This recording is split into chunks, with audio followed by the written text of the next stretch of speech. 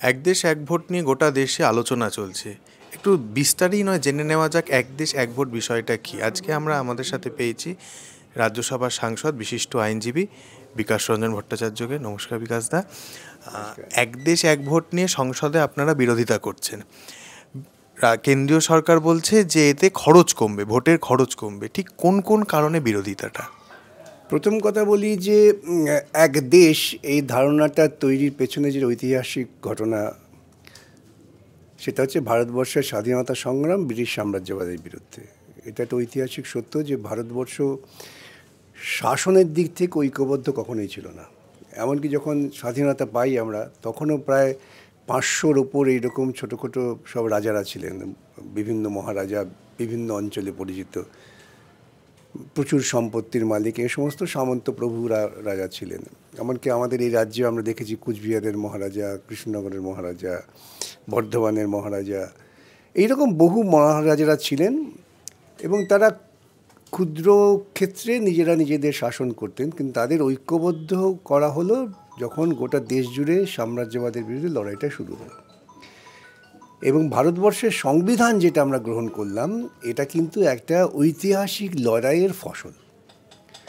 যখন সংবিধান গ্রহণ করা হলো তখন এটাকে ইউনিয়ন অফ স্টেটস বলা হলো। তাহলে ভিন্ন ভিন্ন রাজ্যের একটা সম্মিলিত শক্তিযুক্ত রাষ্ট্রের মতো। এখন এই চরিত্রকে মাথায় রেখে কিন্তু ভারতবর্ষের সংবিধানের বিভিন্ন ধারা তৈরি হয়েছে। আমি যদি মৌলিক অধিকারগুলো বাদও দিই, তাহলে দেখবেন সংবিধানে আমাদের কেন্দ্র শাসন কিভাবে হবে, কেন্দ্রীয় এক্সিকিউটিভস কি হবে, কেন্দ্রীয় পার্লামেন্ট, রাজ্যের কি হবে। যদি এটা একই হতো, হোমোজিনাস হতো, তাহলে সংবিধানে কিন্তু বিভিন্ন ধারা রাজ্যের জন্য একরকম, কেন্দ্রের জন্য একরকম রাখার প্রয়োজন ছিল না। যদিও ধারাগুলো মূল ভাবনা চিন্তা একই, তবু রাখা হয়েছে কেন? যেহেতু এটা একটা সম্মিলিত শক্তি এবং তাদের আমরা এক জায়গায় জড়ো করছি, সেই জড়ো করার ক্ষেত্রে সংবিধান হচ্ছে আমার হাতিয়ার। এবং সেটা যুক্তরাষ্ট্র কাঠামো। যুক্তরাষ্ট্র কাঠামোর সবচেয়ে বড় গুণ কি? সবচেয়ে বড় লক্ষণীয় গুণ হচ্ছে যে ক্ষমতার বিন্যাস। এবং ভারতবর্ষের সংবিধান যদি আপনারা পর্যালোচনা করেন, দেখবেন সেখানে ক্ষমতার বিন্যাস করা আছে। সংবিধানের 7 নম্বর যে শিডিউল, তাতে একটা কেন্দ্রীয় সরকারের জন্য ক্ষমতার ক্ষেত্র বলা আছে, যাকে বলা হয় ইউনিয়ন লিস্ট। একটা রাজ্য সরকারের জন্য করা হয়েছে স্টেট লিস্ট, আর একটা করা হয়েছে কনকারেন্ট লিস্ট, যেখানে রাজ্য এবং কেন্দ্র উভয়েরই ক্ষমতা থাকবে। এই যে ক্ষমতা বিন্যাস, এটাই কিন্তু ভারসাম্য রক্ষা করেছে। এবং সেক্ষেত্রে সংবিধানেই বলা আছে যে পার্লামেন্টের নির্বাচন, রাজ্যের বিধানসভার নির্বাচন, সব যদি এক হতো তাহলে একটা ধারায় হতে পারতো। তা একটা ধারায় হলো না, তো ভিন্ন ভিন্ন ধারায় হলো। এবং এই সাংবিধানিক ক্ষমতার মধ্য দিয়ে যখন রাষ্ট্রকে এক জায়গায় রাখা হলো, ভারতবর্ষ বলা হচ্ছে India, that is Bharat, is union of states. এই বিভিন্ন পর্যায়ের প্রত্যেকটা ক্ষমতা যে বিন্যাস, সেই ক্ষমতাটাকে যদি আমি কার্যকর করি, তাহলে ভারসাম্য থাকবে। এবং যেহেতু এটা প্রজাতন্ত্র, সেই প্রজাতন্ত্রকে আমাকে মানুষকে নির্বাচনের অধিকার দিতে হবে এবং নির্বাচনটা 5 বছর পর পর হবে। সেক্ষেত্রে কিন্তু পার্লামেন্টের জন্য আলাদা বলা আছে 5 বছর, অ্যাসেম্বলির জন্য আলাদা বলা আছে 5 বছর। এত বিন্যাসের দরকার ছিল কি? বিন্যাস করেছেন তারা এই জন্য, তারা জানতেন যে বিভিন্ন রাজ্যের বিভিন্ন চরিত্র আছে। আজকে দক্ষিণ ভারতের বিভিন্ন রাজ্যের চরিত্র, উত্তর ভারতের চরিত্র, পশ্চিম ভারতের চরিত্র, পাহাড়িয়া অঞ্চলের যে রাজ্যগুলো এসছে। আর ভারতবর্ষ সংবিধানই বলছে তাদের অভ্যন্তরে তারা সীমারেখা পরিবর্তন করে নতুন রাজ্য তৈরি করতে পারে, নতুন রাজ্য অধিগ্রহণ করতে পারে, যেমন সিকিম আমাদের সঙ্গে এলো, ইত্যাদি ব্যাপারগুলো ছিল ভারসাম্য রক্ষার জন্য। এবং পৃথিবীর যারা সাংবিধানিক বিশেষজ্ঞ তারা বলছেন এই ভারসাম্য রক্ষা করলে পরেই কিন্তু দেশের যুক্তরাষ্ট্র কাঠামো থাকে এবং দেশের সার্বভৌমত্ব বজায় থাকে। এখন নির্বাচন একটা অত্যন্ত গুরুত্বপূর্ণ। নির্বাচনটা করা হয় কেন? যে মানুষের দায়বদ্ধতা, যারা নির্বাচিত হচ্ছেন তারা কতটা মানুষের প্রতি দায়বদ্ধ, সেটা 5 বছর পর পর নির্ধারণ করা হবে। যে তারা কতটা সাংবিধানিক যে লক্ষ্য, আমাদের সংবিধান তো একটা লক্ষ্য ঠিক করে দিয়েছে যে আমরা সামাজিক ন্যায়, অর্থনৈতিক ন্যায়, বাক স্বাধীনতা, ভ্রাতৃত্ববোধ, এগুলোকে আমরা নিশ্চিত করব, রাষ্ট্র সেগুলোকে গ্যারেন্টি দেবে। তো সেটা মূল্যায়নের জন্য 5 বছর হয়।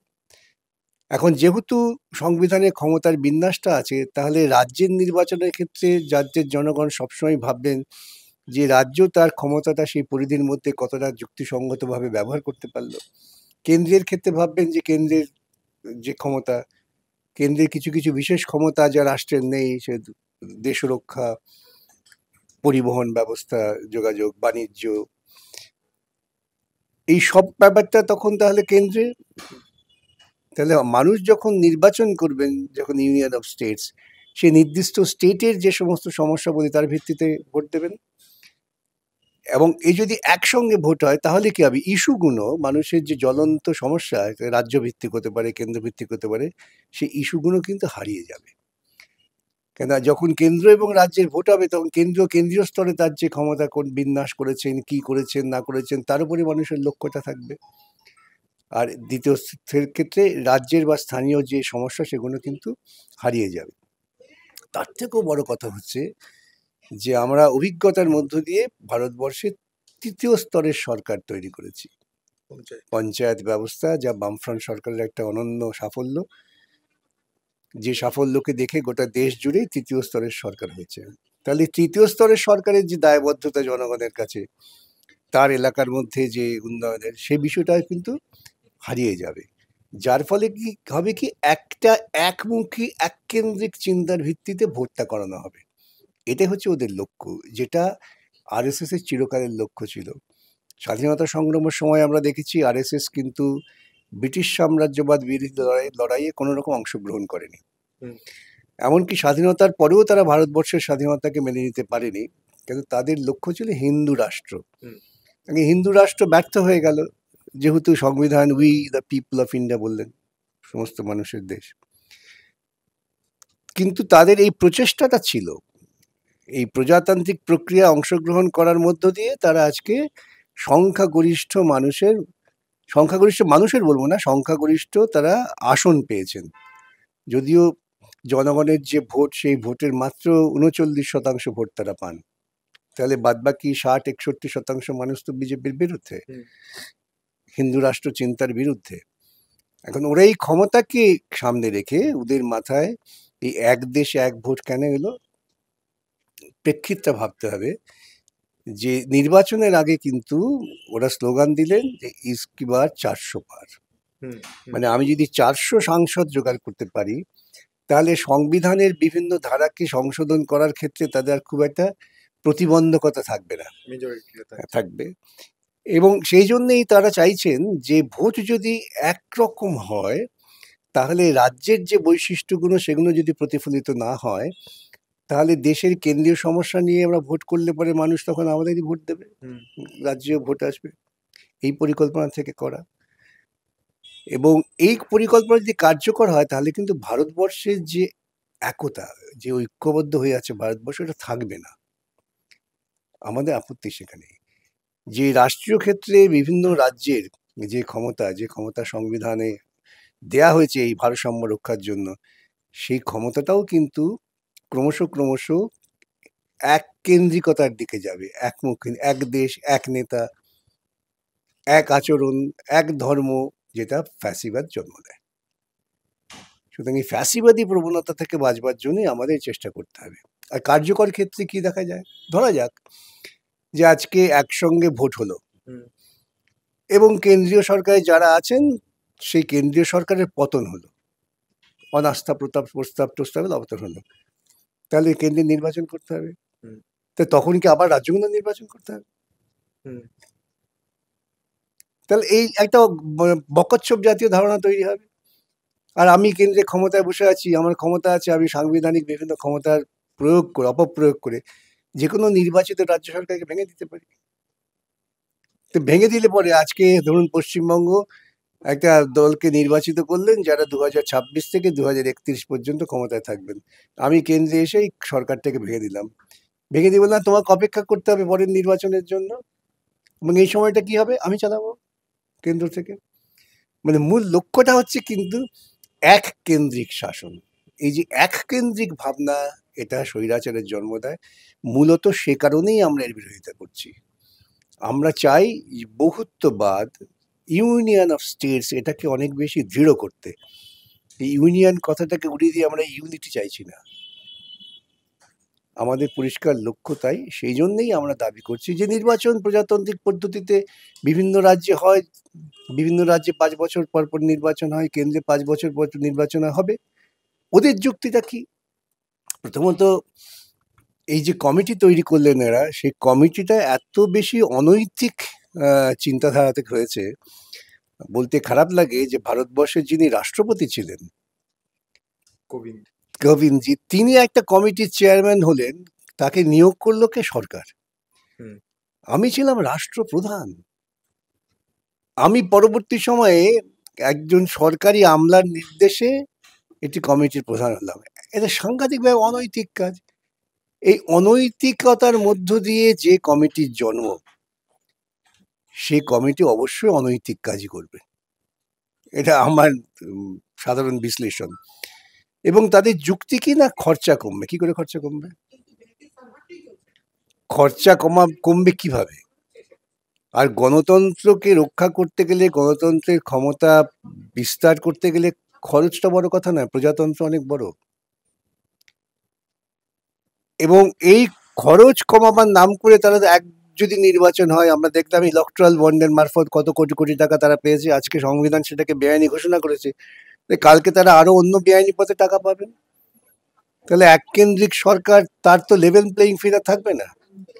আর দ্বিতীয়ত, আমাদের যে ভোট করবেন নির্বাচন কমিশন, তারা একটা রাজ্যের ভোট একদিনে করতে পারছেন না। কোনো কোনো রাজ্যে তারা 7 দফায় ভোট করছেন, 8 দফায় ভোট করছেন। তাহলে সেই নির্বাচন কমিশন ওই পরিকাঠামো নিয়ে একদিন ভোট করতে পারবেন নাকি সেই ভোটটা একটা প্রহসনে পরিণত হবে? তো প্রায়োগিক দিক থেকেও এক ভোট, একদিনে ভোট, এক দেশ ভোট, এটা যুক্তিসঙ্গত নয়। যার ফলে সংবিধান সংশোধন করার প্রয়োজন আছে। লোকসভায় যখন ওরা বিলটা আনেন, সেখানে বিলটা গ্রহণই করা গেল না, যেহেতু তাদের যথেষ্ট সংখ্যাধিক্য নেই। তবু তারা চেষ্টা চালিয়ে যাবেন। আমাদের সেজন্যই নিরন্তর প্রচার চালাতে হবে যে আমরা বহুত্ববাদী ভারতবর্ষ চাই, এককেন্দ্রিক ভারতবর্ষ চাই না। এবং নির্বাচন বারবারে হবে, বিভিন্ন রাজ্যের বিভিন্ন পরিস্থিতি। আজকে দক্ষিণ ভারতে যখন নির্বাচন হবে, সেখানকার যে স্থানীয় সমস্যা, সেটার সঙ্গে তো পশ্চিমবঙ্গের স্থানীয় সমস্যা মিলবে না। আর সেটার সময় কেন্দ্রীয় সমস্যাও মিলবে না। কেন্দ্রের হাতে তো যে সমস্ত কেন্দ্রীয় নীতিগুলো আছে, তারা সেটা নিয়ে তখন প্রচারে আসবেন, অর্থাৎ মানুষ হবে বিভ্রান্ত। আর তৃতীয় স্তরের সরকার তো কোনো রকম জায়গাই পাবে না। সেই জন্যই গণতান্ত্রিক স্বার্থে আমরা এই এক দেশ এক ভোটের যে এটা ভুল তত্ত্ব, তার বিরোধিতা করছি। আপনি সাংসদ হিসেবে রাজ্যসভায় রয়েছেন, আপনি বিভিন্ন সর্বভারতীয় দল, আঞ্চলিক দলগুলিকে কাছ থেকে দেখছেন। তৃণমূল কংগ্রেস মুখে বলছে তারা এক দেশ এক ভোটের বিরুদ্ধে, কিন্তু সরব সেইভাবে হচ্ছে না। এই বিষয়টাকে কিভাবে? দেখুন, আমি একটা কথা নিজে মনে করি, বিভিন্ন ঘটনার বিশ্লেষণের মধ্য দিয়ে, তৃণমূল কংগ্রেস হচ্ছেন বর্ণচোরা বিজেপি। ওরা আরএসএস এর যে সমস্ত কর্মসূচি, সেটা পশ্চিমবঙ্গের বুকে সরাসরি বিজেপির পক্ষে কার্যকর করা সম্ভব ছিল না, কিন্তু সেটাকে তারা সূক্ষ্মভাবে কার্যকর করে নিচ্ছেন তৃণমূলের মারফত। যেমন ধরুন ধর্ম আর রাজনীতি। পশ্চিমবঙ্গ চিরকাল ধর্ম এবং রাজনীতির এই খিচুড়ির বিরুদ্ধে লড়াই করেছেন, যার ফলে পশ্চিমবঙ্গের একটা গ্রহণযোগ্যতা ছিল যে ধর্মনিরপেক্ষতার যে আদর্শ, সেটাকে তারা দৃঢ় হাতে কার্যকর করেছেন। একসময় বলা হতো বাংলার বাইরে যে চ্যান সে রহনা হয় তো জ্যোতিবাবুকে বাংলা में চলে যাও, বলা হতো, ঘটনা মানুষ বুঝতেন। আজকে সেই পশ্চিমবঙ্গের রাজ্যে মূলত ধর্মের ভিত্তিতে মানুষ বিভ্রান্ত হয়ে পড়েছেন। বহু মানুষ, এমনকি আমি দেখেছি বামপন্থী ধারণায় বিশ্বাসী বলে মনে করতেন, তাদের মধ্যে এমন বিষ ছড়ানো হয়েছে যে তারাও আজকাল ধর্মের সুড়সুড়িতে খানিকটা নড়ে চড়ে বসেন। এই কাজটা বিজেপির পক্ষে করা সম্ভব ছিল না, যে কাজটা মমতা করেছেন। এসেই দুর্গাপূজায় টাকা, ক্লাবগুলোকে টাকা, ইমাম ভাতা, পুরোহিত ভাতা। আমি আপনাকে বলি, মানে ঘটনা, আমার জীবনের অভিজ্ঞতা, পুরোহিত ভাতার বিরুদ্ধে মামলা করাতে আমাকে একজন ফোন করেছিলেন মেদিনীপুর থেকে, যে আমি অমুক দলের সমর্থক, আপনি জানেন আমি এত বছর ধরে আপনার জন্য লড়াই করছি, আপনি পুরোহিত ভাতার বিরুদ্ধে লড়াই করছেন, এই জন্যই তো আমরা আপনাদের বিরুদ্ধে চলে যাচ্ছি। তা দেখুন কিভাবে মানুষের যে ধর্মীয় আবেগ, সেটাকে সুড়সুড়ি দিয়ে জাগিয়ে তুলেছে তৃণমূল। এটা আরএসএস চাইছিল। হুম। এবং সেটা যদি হয় তাহলে গোটা ভারতবর্ষের প্রেক্ষিত তৃণমূলের সমস্ত রাজনৈতিক পদক্ষেপ দেখবেন খুব কৌশলের সঙ্গেই মূল যে ধর্মনিরপেক্ষ লড়াই তার থেকে দূরে। হুম। তারা পরিচালিত হচ্ছেন ওই ক্ষুদ্র কিছুদিন ক্ষমতায় টিকে থাকবার জন্য মানুষে বিভাজন করা, সেই পরিকল্পনা সেটা কার্যকর করছেন। সংবিধানের কোন কোন ধারাটা অ্যাকচুয়ালি আমাদের পরিবর্তন করতে হবে যদি এই এক দেশ এক ভোটটা কার্যকর করতে চায় কেন্দ্রীয় সরকার?